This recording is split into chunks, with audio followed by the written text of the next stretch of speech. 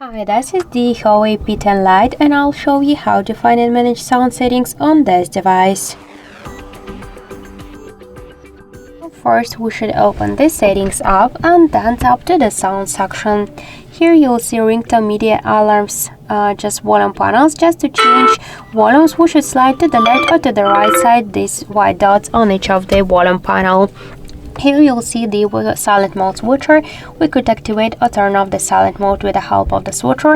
Also we got here the vibration in silent mode. By the same way, we could turn it on or turn it off by click on the switcher.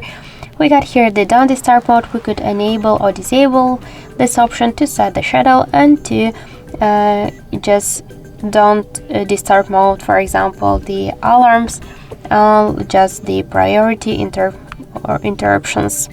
Let's go back.